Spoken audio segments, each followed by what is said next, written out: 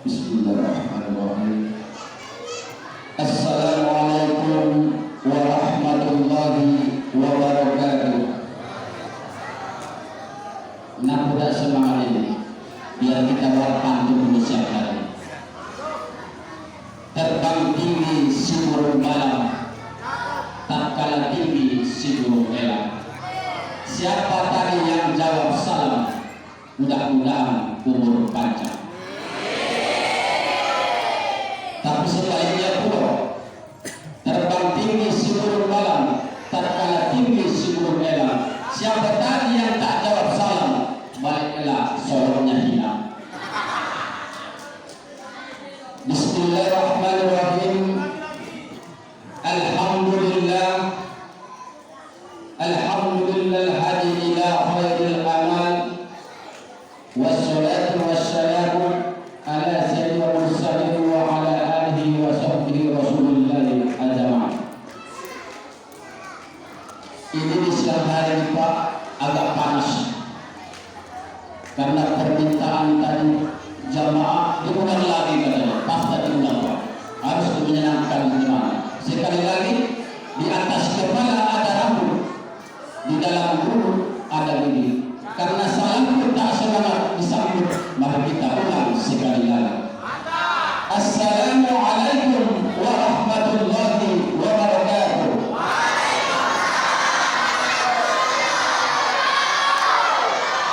Mantap. Ada di tengah ladang kubu-kubu anak pintar diberikan susu.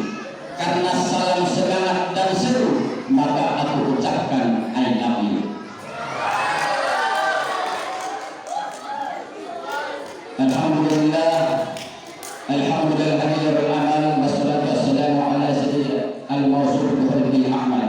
Asyhadu an la ilaha illallah wahdahu la syarika lah wa asyhadu anna Muhammadan abduhu wa rasuluh la nabiyya ba'da. Allahumma shalli ala sayyidina Muhammad wa ala alihi sayyidina Muhammad. Qala Allah ta'ala fil Qur'anil Karim, a'udzu billahi minasyaitonir rajim. Bismillahirrahmanirrahim. Laqad kana lakum fi rasulillahi uswatun hasanah. Shadaqallahu alaihi. Yang terhormat Ketua PKM Masjid At-Taqwa, yaitu Imam Khatib Bilal Nanggur, dan yang terhormat Ketua RT setempat dan RT-RT yang sempat hadir di lingkungan RW 6, dan yang terhormat Ketua RW 6, dan yang terhormat tokoh agama, tokoh masyarakat, pemuda dan pemudi, baik yang tidak punya tokoh ataupun yang sudah bertokoh. Terkhusus untuk hadirin bapak-bapak, ibu-ibu yang sempat hadir pada siang hari ini, mudah-mudahan kita semua mendapatkan rahmat dari Allah Subhanahu wa Ta'ala. Hadirin jamaah Allah Subhanahu wa Ta'ala, di siang hari ini kita pada bulan Rabiul Awal. Memang di bulan Rabiul Awal ini tidak ada satupun amalan khusus, beda dengan Asyhurul Hurum, yaitu bulan yang diharamkan, Dzulqa'dah, Dzulhijjah, Rajab, dan Muharram. Tapi sebelum itu, marilah kita bersyukur kepada Allah Subhanahu wa Ta'ala. Begitu banyak nikmat diberikan kepada kita. Minimal ucapan alhamdulillahi rabbil alamin. Salawat dan salam kita sampaikan kepada Nabi Muhammad sallallahu alaihi wasallam. Mudah-mudahan kita semua mendapatkan syafaatnya di yaumil qiyamah. Karena ini memperingati Maulid Nabi tentang kelahiran. Dan kelahiran Muhammad memang hari Senin tanggal 12 bulan Rabiul Awal, tapi banyak perselisihan. Cuma jumhur ulama berpendapat rata-rata semua hari Senin tanggal 12 bulan Rabiul Awal. Hari Senin sesuai dengan dalil. Kenapa? Karena setiap hari Senin Nabi Muhammad berpuasa. Lalu ditanya, ya Rasulullah, kenapa selalu puasa di dalam hari Senin? Kata Rasulullah, dzakalladzii ulidtu bihi, pada hari itulah aku dilahirkan. Karena itulah kita umat Islam sampai sekarang kita disunnahkan puasa di hari Senin. Rasulullah ada memperingati, cuma beda cara. setiap hari kita puasa lalu memeriahkan karena cintanya kepada Rasulullah. Inilah bukti cinta sebagai umatnya kepada Rasulnya, yaitu Muhammad Sallallahu Alaihi Wasallam. Ini kadang-kadang manusia ini beda. Muhammad itu manusia, kita pun manusia, tapi kualitasnya yang berbeda. Bu, suami itu manusia, Rasulullah pun manusia. Suami itu punya keringat, Rasulullah pun punya keringat, tapi kualitasnya berbeda. Bu Aisyah, kalau berarti ibu yang berbakti kepada suami, tengok Aisyah. Apabila Nabi Muhammad balik ke rumahnya, dilapnya keringat Nabi Muhammad, baru diciuminya keringat Nabi Muhammad itu. Kenapa? Karena keringat Nabi Muhammad lebih daripada harumnya kasturi dan misk. Coba kalau mau taat kepada suami, nanti balik suami dari kerja, bang sini bang, lap keringatnya. Sama tak bau keringat Nabi Muhammad dengan suami kita sendiri. Kalau tak bau perimis. Jadi karena itulah sebagai tanda cinta kepada Rasulullah diberiakan supaya generasi ini tahu, oh ini kelahiran Nabi Muhammad Sallallahu Alaihi Wasallam. Kita buat syair dulu Pak. Isna asara yaumul isnain Rabiul awal ismu syahrin ulida Muhammad bi Makkahil karim hidayatullah rahmatan lil alamin. Jadi kalau perhatikan untuk bahasa kita, tanggal 12 di hari Senin Rabiul awal namanya bulan, lahirlah Nabi junjungan alam, membawa rahmat seluruh alam. Maka kelahiran Nabi Muhammad semua mengharapkan malaikat, tanaman, manusia dan jin. Karena Nabi Muhammad ini dia berasal ciptaan dari nur. Nur inilah yang ditompangkan oleh Allah di surga Adam. Karena itulah para ulama tadi mengatakan masuknya Adam ke surga karena mengandung nur Nabi Muhammad. Min sulbi Adam wa min Ibrahim wa Musa hatta Abdul Muthalib, sampai nur itu ke kakeknya Abdul Muthalib. Ini versi ini kita buat. Bayangkan, sesudah sampai sulbi nurnya Nabi Muhammad di sini oleh Abdul Muthalib, maka satu malam Abdul Muthalib bermimpi.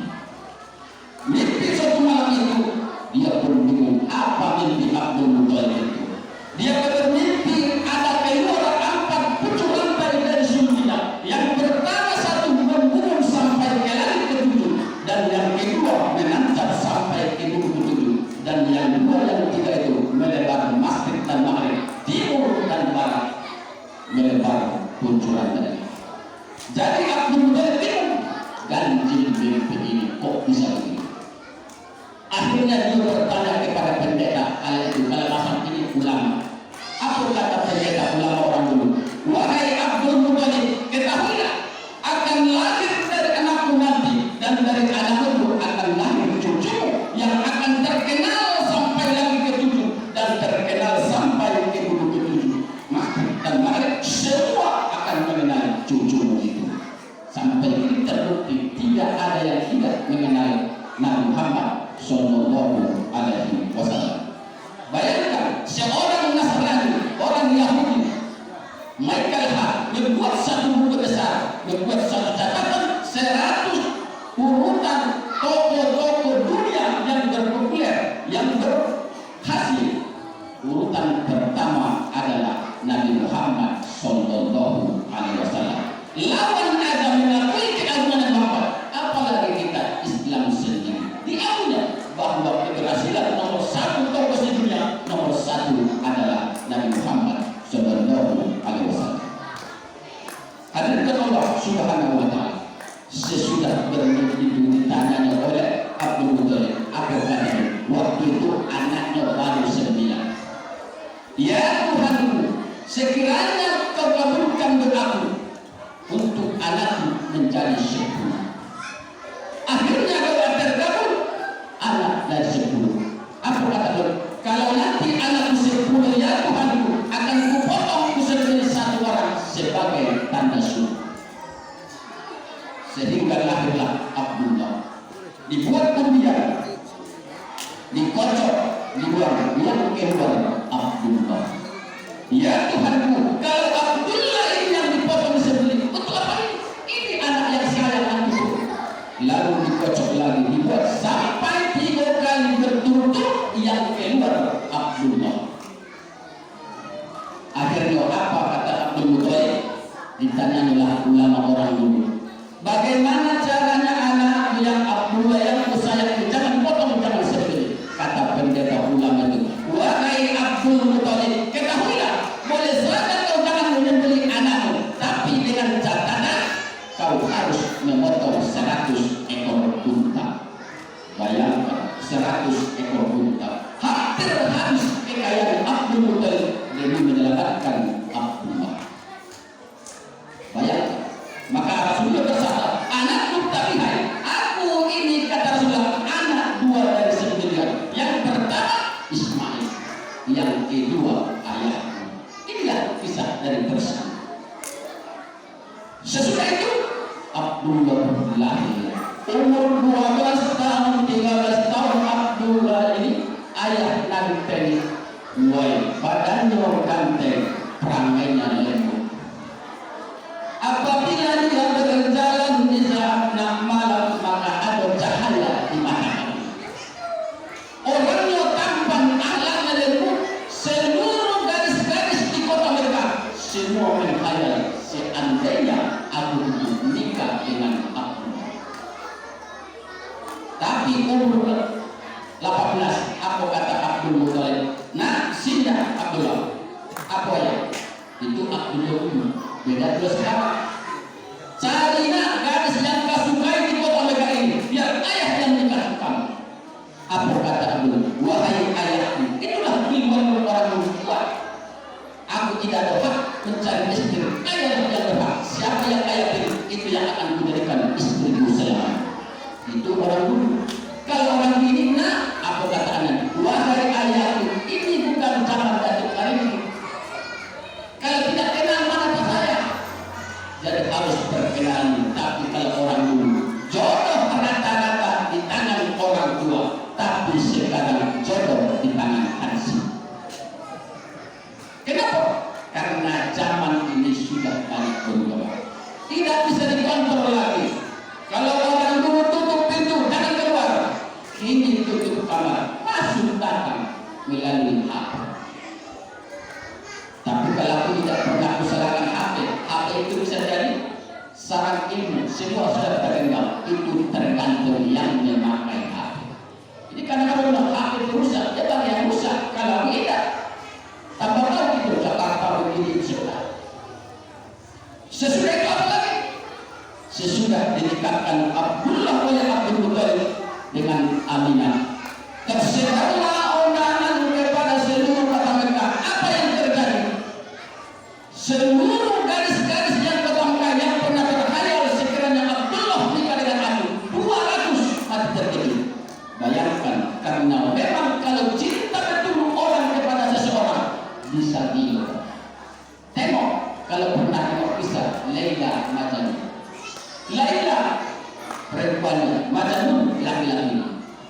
Jadi si Majnun ini kalau datang malam dia senang. Kenapa? Bahasa Arab malam lain. Kalau malam pun datang kekasih. Kalau datang siang dia tidak senang. Tapi tatkala dia berburu, dapat kijang baru nak nyembelih. Ditengoknya mata kijang ini seperti Laila. Akhirnya lepas, maka disebutnya dia Majnun Sinti Dino. Itulah maka orang kepada Nabi, siapa yang menengok Nabi Muhammad, maka dia akan cinta dan sayang. Dan mana lebih ganteng Muhammad daripada Yusuf?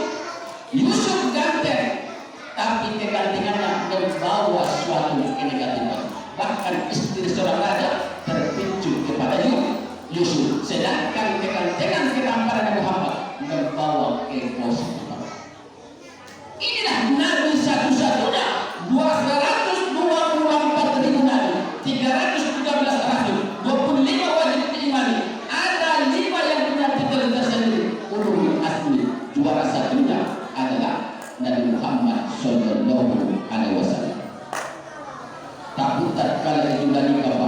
Tengok, sesudah nikah Abdul dengan Aminah, jadi di malam pertama.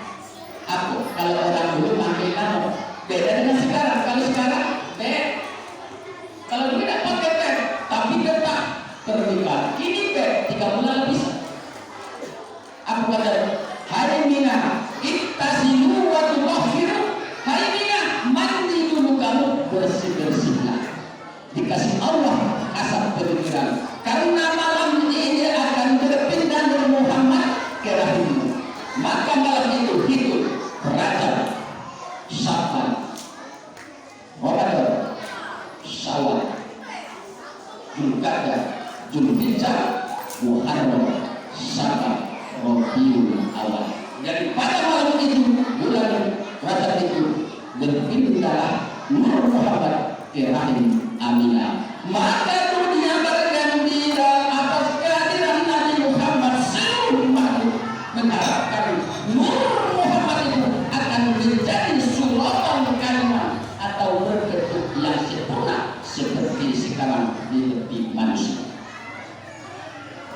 Tapi ingat, Nabi Muhammad itu semua ada.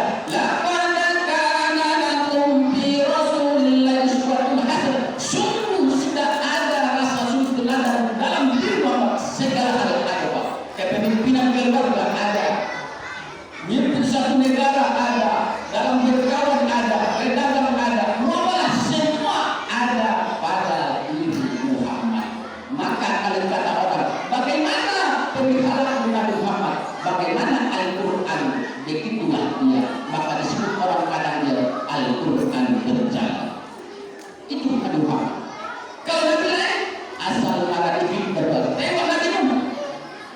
Nabi Nuh lama berdakwah dikit yang beriman, akhirnya berdoa, ya Tuhanku, berikan azab kepada umatku kalau rasa itu anak rumah kita. Tapi Nabi Muhammad tidak pernah, walaupun dilempari oleh segala hal, tapi dia apa kata itu, wahai ya Rasulullah Muhammad. Orang itu sudah bilang begitu, bagaimana melemparkan bunuh kepada orang itu? Kata Muhammad, jangan. Orang itu berbuat karena mereka tidak tahu aku ini adalah rasul atau nabi. Coba kalian berbuat, bagaimana orang baharu turunnya ke itu, jangan aku lempar langsung. Tapi itulah Nabi Muhammad, begitu tawali. Dan Nabi Muhammad harus tahu bagaimana sikap-sikapnya. Ada sikapnya di antaranya ada 4. Yang pertama sidq, jujur. Yang kedua amanah, terpercaya. Yang kedua adalah takdir menyampaikan. Yang keempat adalah patona, cerdas. Maka umat Nabi Muhammad harus cerdas, karena Nabi pun cerdas. Diberikan Allah kecerdasan pada Nabi Muhammad Sallallahu Alaihi Wasallam. Hadits Allah Subhanahu Wa Taala untuk kita semua ibu-ibu ini sebagai tanda cinta kepada Rasulullah. Berkorban telur, bendera buah, korban pisang, berapa pisang berasa? Banyak pisang korban. Kalau tukufannya berapa setan? Mahal. Tapi karena cintanya kepada Rasulullah akan memperingati kelahirannya, maka kita berkorban harta, jiwa dan tenaga. Ini harta, jiwa, tenaga itu waktu kita sempatkan. Bersungguhlah orang yang hadir, itu tandanya cinta kepada Rasulullah SAW. Dan ini juga disebut majelis ilmu. Orang yang datang ke majelis ilmu, Allah membanggakan orang-orang yang ini. Apa kata Allah? Wahai malaikat, apa yang kau tengok di bawah di bahari Nabi At-Tawwa? Itu ada umat Nabi Muhammad mengadakan majelis ilmu mendekati Rasul. Maka apa malaikat? Ya Allah, ya Tuhanku, ampunilah dosa-dosa orang yang hadir di masjid ini mulai hari ini. Bayangkan, orang yang hadir lihat karena Allah diampunkan oleh Allah dosa-dosa. Yang kedua, apa lagi kelebihan yang hadir? Siapa yang hadir pada mahal ini memperingati majelis ini juga majelis ilmu, maka pahalanya sama dengan sholat sunnah 1000 rakaat. Pernahkah kita sholat 1000 rakaat? Belum. Maka orang yang hadir pada saat ini sama pahalanya sholat sunnah 1000 rakaat.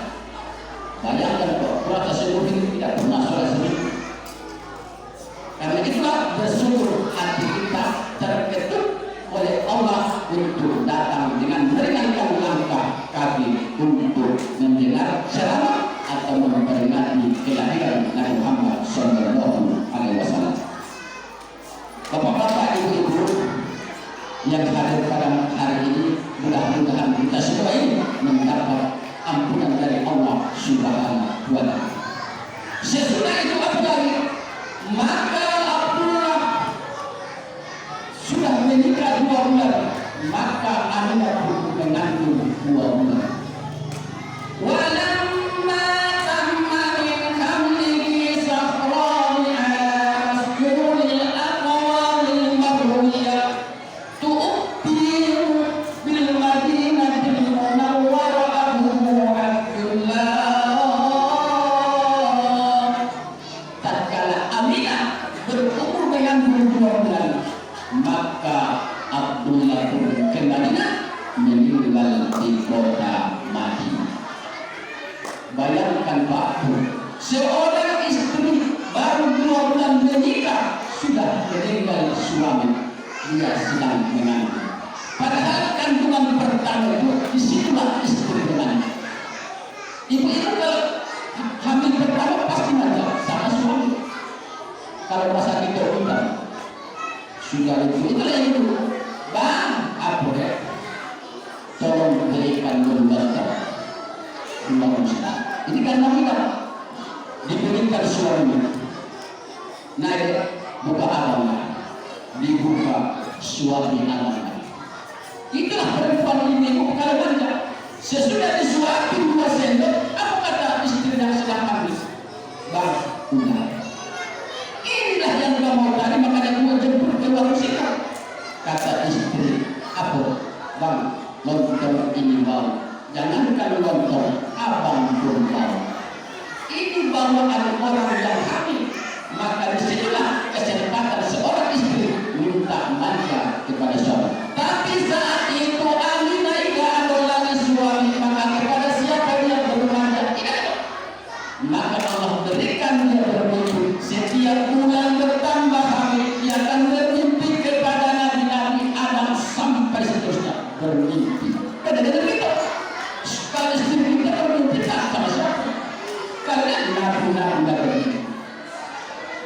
Yang lucunya adalah tentang kelahiran Nabi itu, Pak, orang Yahudi berkumpul di kota Madinah. Padahal Madinah itu saat itu adalah sarang wabah. Sarang penyakit. Kalau itu apa? Corona. Kenapa? Karena orang Yahudi dibaca di kitabnya akan lahir Nabi nanti dari Bani Israel sekitar kota Madinah. Maka letak orang di Madinah. Jadi apa tandanya? Di orang Yahudi ada Najamul Ahmad, bintang Ahmad. Itu tanda-tanda kelahiran. Apa kata Perbesar Yahudi? Dikumpulnya semua orang Yahudi kota muda. Kumpul. Abiku maulud. Adakah orang yang datang yang melahirkan? Ternyata malam itu tidak ada yang melahirkan orang Yahudi. Ternyata yang lain ada di kota Madinah. Itulah cucunya Abdul Muttalib.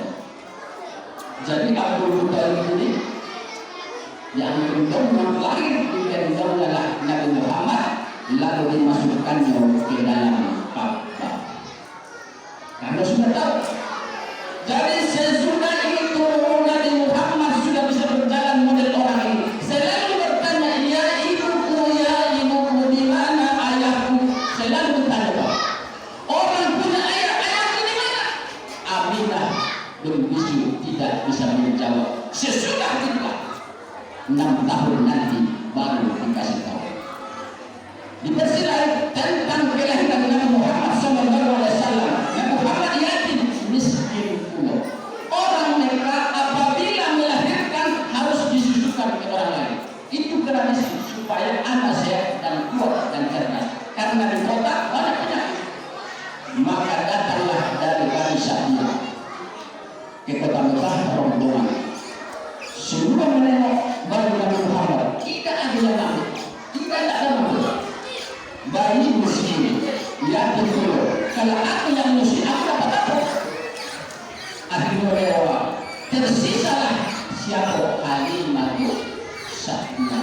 Ditengoknya itu yang benar. Karena Halimatu Sa'diyah ini kabilah paling miskin. Untanya uruskan dunia urus sampai setinggal Nabi Muhammad. Apa kata lagi sisanya? Alhamdulillah, mana tahu ini membawa berkah. Ternyata digendong Nabi Muhammad Sallallahu Alaihi Wasallam dibawa balik berkah langsung. Kambing yang terus susu yang bisa diperas diminum terus sampai ke bangsa dia hujan diguyur terus. Daerah Sabda itu membawa berkah sampai umur 6 tahun. Dibilang 2 tahun balikan, kata anda, bawa lagi. Di sini bahaya, kota, penyakit baru, bawa sampai 6 tahun. Sesudah 6 tahun barulah dibawa Aminah ke kota Madinah untuk memperkenalkan kepada saudara-saudara. Lalu berziarah ke kubur ayahnya Abdullah.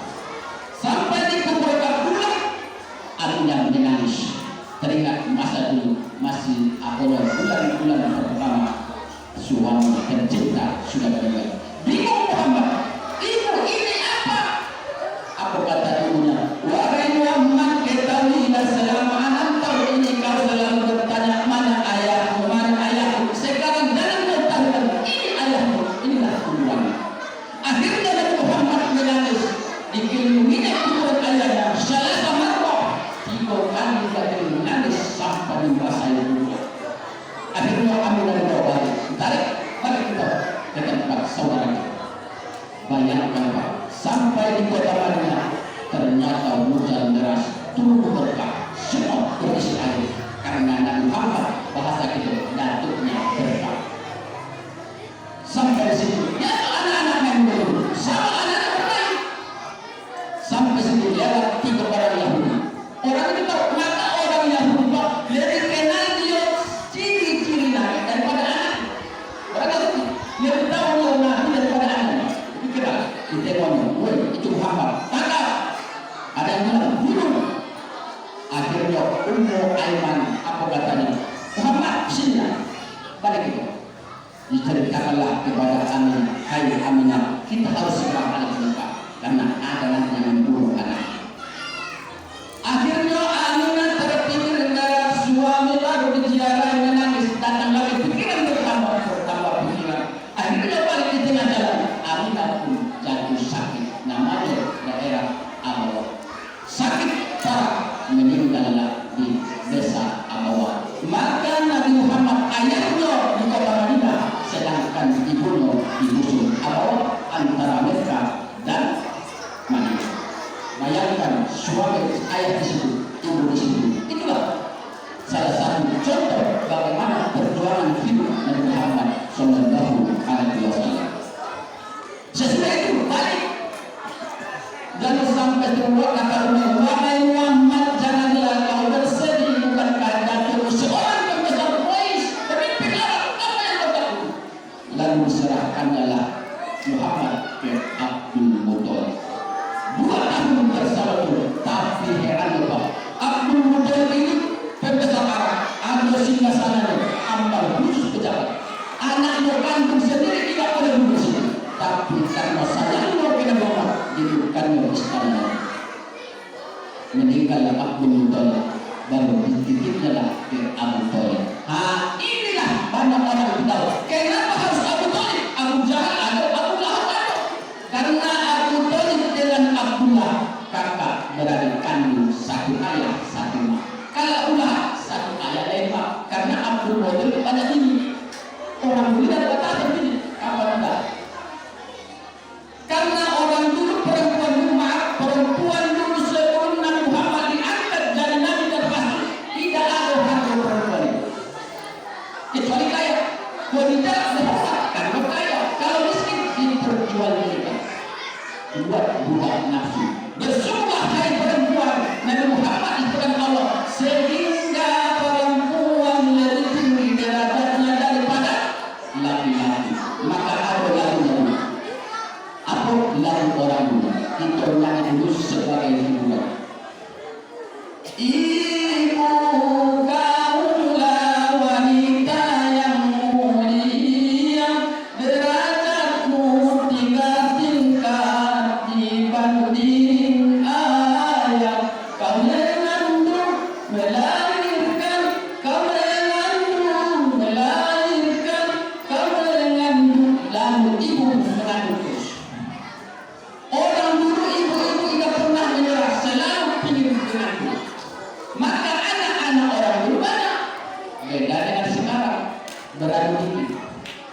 jadilah buruh satu paket, kalau baca maknya ditambah. Itu kalau kamu ketemu di pasar, berapa warna kamu? Buruh, tambah. Kalau gini berapa warna kamu? Buruh, jadi maknya tambah. Itu kan kesetiaan seorang laki-laki lebih besar kesetiaan seorang perempuan. Perempuan itu kalau dia janda, dia rela mengorbankan dirinya sampai tua demi memperjuangkan anak. Kalau kita 2 bulan atau kehidupan mana sasaran. Itulah kelebihan perempuan. Tapi tidak semuanya. Ada yang lancung. Ada yang Allah SWT. Setelah itu apa lagi? Sudah dititipkan ke Al-Muttalib, paman paling miskin, anak yang paling banyak. Udah miskin, anak banyak. Bayangkan, jadi umur 8 tahun sampai 12 tahun di bawah